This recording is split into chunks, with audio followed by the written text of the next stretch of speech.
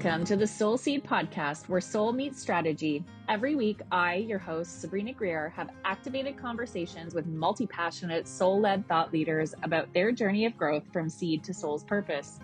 Every successful book, brand, business, podcast, product, or program starts as a seed, an idea planted into the soul of its creator.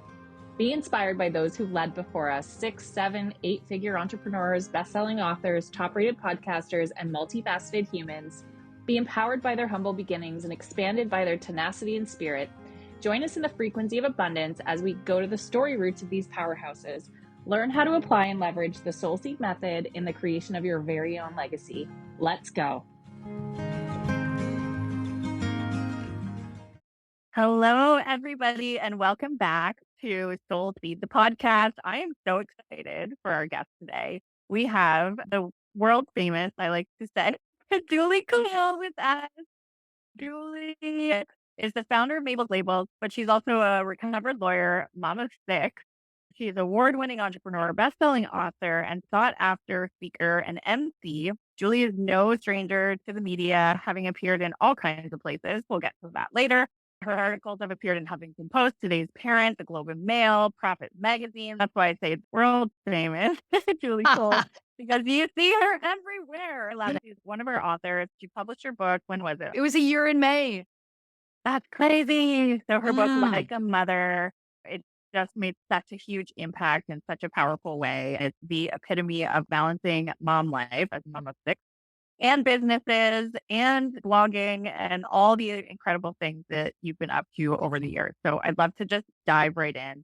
When we talk on this podcast, it's really about the journey. When you plant that seed in your soul, it doesn't look the way you think it's going to look. The iceberg entrepreneur thing, it never is the way you think it should be or you think you want it to be, but it can be so much more beautiful on the other side. I know your story, but tell us a little bit about like Mabel's Labels and the journey to one of the founding entrepreneurs of the mom world. Yeah, look, I know I've been around a while. It is funny. Mabel's Labels, we just had our 20th birthday. It's like with the book, like everything, it feels like a million years ago and it also feels like yesterday. Time is weird like that. It's like with the kids. How did they grow up? I blinked and it feels that way about so many things. So yeah, we started 20 years ago and basically it came about for a couple of reasons. I always tell entrepreneurs, you have to know your why. I had 2 whys. There was a gap in the marketplace. I started the business with 3 co-founders who one's my sister-in-law. We were young moms and we noticed that there was a gap in the marketplace. There were no durable labels that could go through the dishwasher, the microwave. We were tired of losing our kids' stuff. Masking tape didn't work. Permanent marker was not permanent. So that was the reason, the first reason. The second reason for me was a result of my mom status. My eldest child had just turned 3. And he received an autism diagnosis. I'm a recovered lawyer. I just didn't think the traditional workforce was going to suit my family any longer. I wanted to be able to advocate for my son. I needed to set up programs for him. So that's when I went to my co-founders and said, what do you think is now the time? They're like, let's do this. And we haven't looked back. And that's been 20 years. But I do like to say that as Mabel's has flourished and grown and we've had a lot of success with the business, my son also has flourished and grown. And he's now 23 and he just graduated from the University of Guelph and he's up north working for the summer. When he gets back, he's actually thinking about applying for a master's degree. I think he needs to get a job for a year, if you ask me. I often say on my deathbed, I'll say he's my life's greatest achievement and the other 5 are okay too. Oh, I love that. That's incredible. Wow. Like I goosebumps. The whole diagnosis and then what you turn that into. There's something so powerful in that because those are the things that are completely out of our control as parents, as entrepreneurs, as people. So to turn that into something so powerful, now you motivate others, you inspire others by sharing your story, which I really like to focus on stories as a publisher, as an author. There's such a powerful thing. And that's just such a beautiful story. There's so many of us who have exited the traditional workforce to follow our passions and follow our soul seeds, if you will. And I think you're such a beautiful example of that. So thank you for leading the way. 20 years. Happy birthday. I know. It's so funny though, when you speak about those soul seeds and that really, it did come from passion and necessity. Yeah. But I do like to warn people because I've been at this for 20 years. I think entrepreneurship often does get romanticized. And people think, oh, it's going to be book deals and it's going to be TED Talks and all that jazz. And really, it looked a lot like making labels in a basement till 2 a.m. when I was pregnant, a lot and not a lot of sleep. So it wasn't like putting kids to bed and pouring a glass of wine and watching Netflix. It wasn't like that. So I just like to warn people, although it gets glorified and romanticized, this, Sabrina, you work with enough entrepreneurs, you are an entrepreneur, that it is a lot of work. But the sport of it. It's also, in a way, I miss those early days. I don't know how I did it, but there was something really special about when something's just starting out, the energy of that and the unknown and the new territory. If you have that entrepreneurial spirit, it's what drives you. Absolutely. That's the expression. You quit your 9 to 5 to work 24/7. Exactly. That's what the life of an entrepreneur is. You But got it. at the Yep. same token, if you love what you do, you never work a day in your life. Agreed. So there's Agreed. that And balance of the two. for sure. And it is funny too, because when you say that, it's like people are like, oh, it must be so nice not having a boss. I'm like, are you kidding me? I have so many bosses. I have my customers. I have my staff. I have my co-founders. I have 6 pint-sized dictators in my house. I have more bosses than I ever had before. And I do think for me, I really did seek the flexibility that entrepreneurship provided. And it did. It did provide me with flexibility. I could go to the pumpkin patch on the JK trip. I couldn't go to a play date. But at the same time, flexibility didn't get my work done for me. So it meant that I was on my laptop till midnight. People are always like, oh, do you ever lie down with your kids? I never could risk lying down with my kids. First of all, there's so many, I don't know who I'd pick. But I could never risk like lying down with my kids in their beds because what if I fell asleep and lost a couple of hours? That was when I had to get work done. So I couldn't take those kinds of chances. Absolutely. No, I Uh, totally get that. It's the same here, but I really love what I do. And I think something that both of us have done, and so many female entrepreneurs that are also parents that I look up to in my world, I've involved my kids in what they love that. They ask me questions like, how many people have you helped today, mommy? And Oh. what's this book about? Can I read it? Is it appropriate for me to read? What's the message? They ask me these very almost intellectual questions about what I do. They go to school and they say, my mommy's a publisher. And what's a publisher? They You know, can explain it, which I it's love. true. I know like the mom guilt is a thing. And I always joke that I gave up mom guilt 4 kids ago because we're working. And I know where it's summer gets busy because we're trying to work and we have kids around or you have to put them in camp. I feel bad about that, but don't because camp is great for them. Just no to the mom guilt. The role modeling happens. I see the pride my kids have in like all their friends have Mabel's labels. They're like, my mom made that when they were little. When we see Mabel's labels out in the wild, they always get a little proud moment. They are involved in the business. They've been in that basement when they were babies. They have summer jobs making labels. That's just been a part of their life. I very much feel like that whole like 9 to 5 or 24/7, like for me, the role I have at Mabel's labels, I don't see it as a job. I see it as my lifestyle. It's just such a part of who I am that when somebody says, what's your typical day? I cannot answer that question. No, I no. cannot. Yeah, but Sabrina, and that's why I came to you, the storytelling, the lessons learned, the wanting to help people. And that's when I came to you and I said, look, it's been on my to-do list for a while now, but it's time to do the book. Because I just thought if I can make any other entrepreneurial parent's journey a little bit easier, if I can share my tips and tricks, my productivity lessons, and as the book is full of parenting hacks, business hacks, life hacks, all that good stuff. So for me and so many women, I think through COVID, were doing their side hustle and picking up other little things or toe dipping in entrepreneurialism. For me, that time was the perfect time to write the book because I wasn't traveling. I wasn't usually at Yeah. conferences and speaking at events and nobody was going anywhere. I thought, if I don't do this now, this is my perfect opportunity to write the book. So it was with COVID and it was the time and through your encouragement and the help of your team, it just all came together in such a beautiful way. I love that. And the book is honestly, it's so good. It's so digestible and easy to read. And I Yeah. think that's important in this world because we are busy. And I despise the word busy, but we are busy. That's what it is. Yep. We're busy. We're really busy. with We really kids are. and jobs and things. Yep. Stuff. I get why the biggest block for most people when it comes to writing a book is time. Yeah. Because something else always feels more important because this feels luxurious. Writing a book feels like, oh, I'm just going to go to my cabin in the woods and take a week and just write and be creative and sip my coffee. No, that's not what it looks like. It looks like dedication. It looks like commitment. It looks like hard work.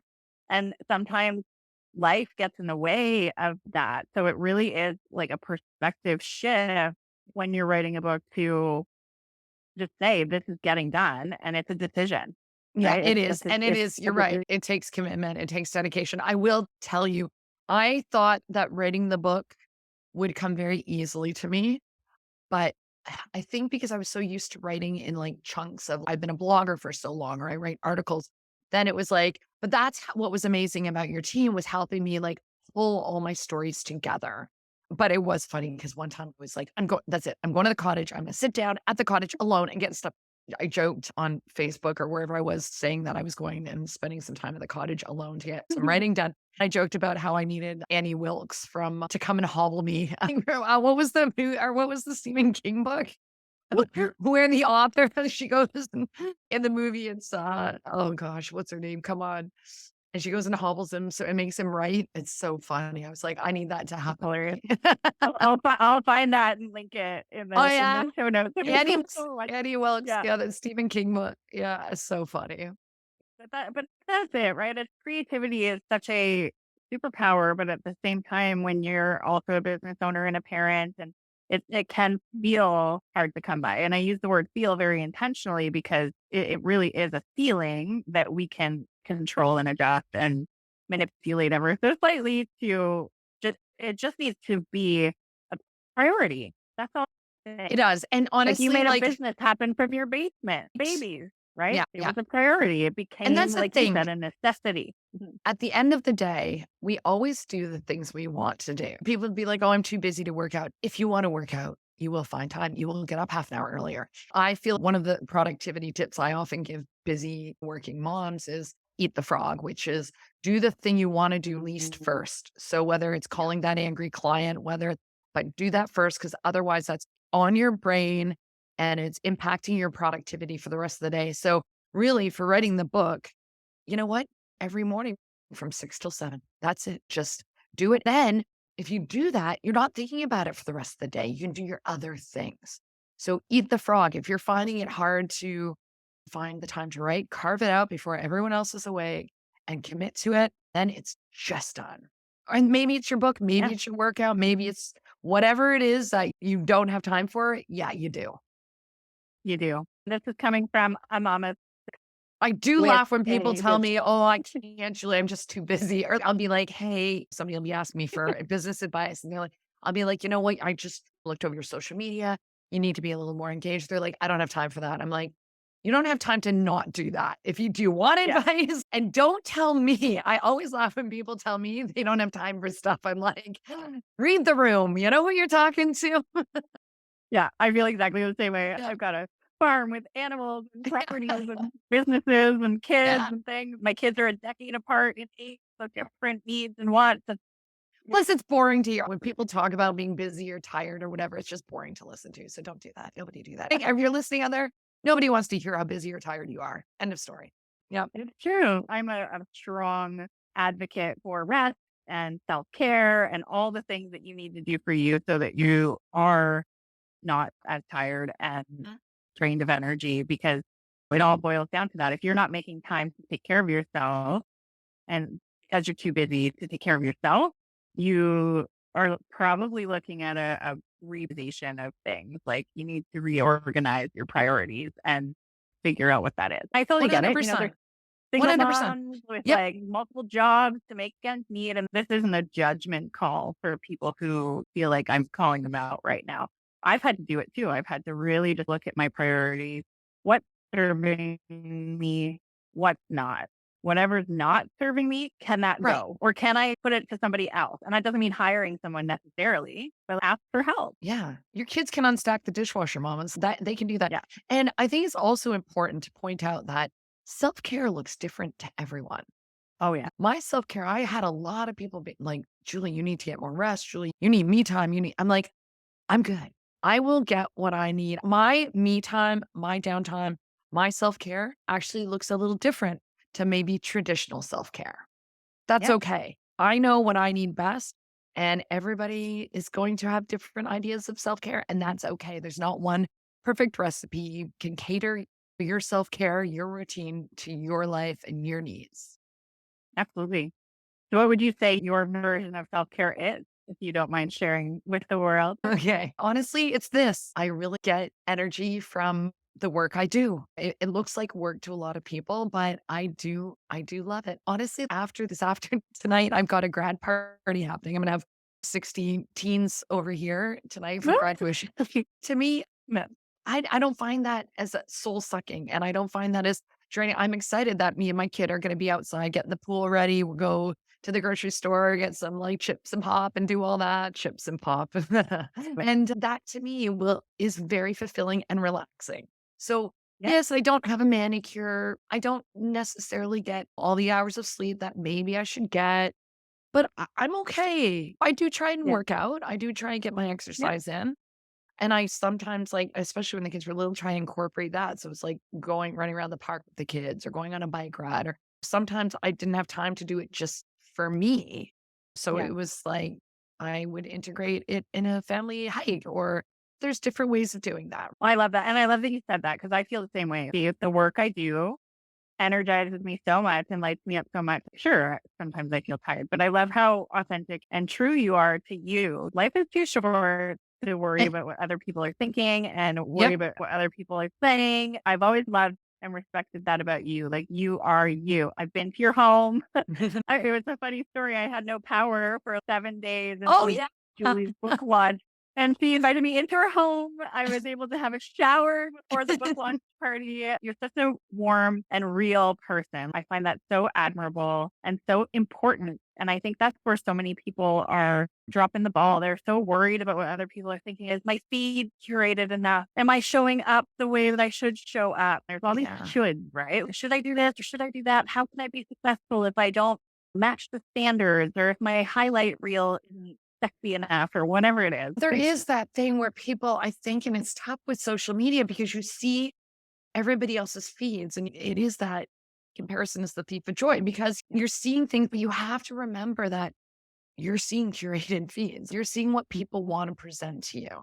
So if you're on social media, mamas, and you're like, oh, that business is doing better than mine, or that woman's kids are cleaner than mine, and they're better fed, like whatever your or their husband's cuter, whatever. Just remember that's what they're showing you. If you need to take a social media break because it's impacting your mental health, do it. If you need to unfollow somebody because it's impacting your mental health, do it. That I think is a form of self-care, not comparing yourself to others and not competing and not worrying about what other people are thinking about your life. Just live it because you only got the one. Yeah. You And only got the it one. is so short. We were talking before this. My eldest is taking the car with the sea-doo attached and going to a friend's cottage. I'm sorry. Yesterday, he was like a little baby in my arms. Like, what My happened? four my fourth is going to university in September. I'm left with Wild. 2. Like, I started with 6. I'm left with 2. I do think I'm like, parenting is, I know not everyone tuning in is a parent. It's not a parenting podcast. However, this relates to everything. Like yeah, you blink and another year is gone. It's July this weekend. I know. I July. know. That's halfway through the year. You don't need to be a parent to understand how quickly time goes by. That's why if we were to leave the audience with one message, it's go out and get it. If Yeah. it's writing a book, just start, do it. If it's Yeah. starting a podcast or speaking on stage, or don't let fear and doubt take over to the point where you stop yourself and never do it. Because And then I do another year think passes. And 100 then I think everybody needs to with our businesses, we see that too, like time flies, you experience growth, setbacks, you're dealing with all of that, but I think you really have to whatever you're doing and you wanna do that stuff that's good for your soul, I think you have to really make yourself uncomfortable. If you do not like networking, say to yourself, "I'm gonna go to one networking event a month." Mhm. If you're like, "I need to get my business out there, or I wanna be, more the face of my brand," I'm gonna ask somebody if I can be on their podcast. Because guess what? No's are free. People can say no. Big deal. So You will just ask. survive. You will survive the nose. Believe me. You're It's not in so grave danger with a no. exactly. I know. It's so funny. That's something that totally with my kids is it's come back to bite me in the butt because one of my kids had a car and they were away at school and they said, Mom, the car didn't have a lot of gas in it. Would you mind paying to fill it up? Then I'll fill it up from there on in. I figured I might as well ask because no's are free. I was like, oh, there we go. There They it do, is. do listen. They do. When they want to, they do. Things pop up like that. Julie, thanks so much for joining me today and chatting with us. You're just such a breath of fresh air and such an amazing human. What's next for Julie Cole? What's happening in your Well, world? you know what? I'm plodding along here. It's summer, so things are very busy at Mabel's Labels because back to Yeah. school season is very hectic for us, which is good. We love that. So I'm going to be working a lot this summer. I'll also try and get at the cottage a bit. Once you have teens, you never know what's going because people are working, and friends at cottages. So it's a bit of a day by day kind of thing around here with all the moving parts, but nothing big on the horizon, getting through it all. Just getting another kid launched to university in the fall and doing my thing. I'm doing a lot of speaking. I'm back to speaking a lot because events are back in action. I've got to book a flight to Pittsburgh, to Dallas, to LA. So I've got a lot of travel on the horizon, but it's yeah, business as usual for JC here. So fun. We'll link all of your social media and websites and all Awesome. the things in the show notes. But where do you hang out the most and where can people find you if they want to? Probably you can find most of my stuff at mabelslabels.com/Julie Cole. You can see my press sheet. You can see my socials. You can order my book, all that good stuff. mabelslabels.com/Julie Cole. Thank you so much. And definitely go get the book, everyone. It's so Yes. good, like a mother. And thanks for hanging out with us today. Thanks, Sabrina.